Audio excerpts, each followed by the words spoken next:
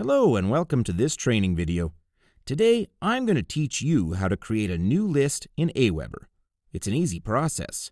Just a matter of knowing where to create them and fill in the necessary information.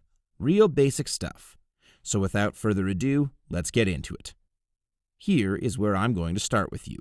When you are in your Aweber account, you can see the Manage Lists button on the top menu bar, right beside the Current List box. Click on the Manage Lists button. When it's done, you can see a green button at the right side of the page. This is the button to create a list. You just click on this Create a List button. And then you'll see this page, titled Tell Us About Yourself. In this page, some information may be autofilled by Aweber if you've already completed the basic configurations in your list settings. If you have yet to fill them in, fill in the necessary information now and move on to the next step. Once you're in this page, give your list a name and the brief description of the emails your subscribers are going to receive. In this case, I'm going to use I am how to list as my test list.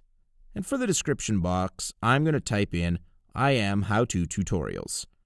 Then, click on the Next Step button. It will bring you to this page, where you will approve your confirmation message.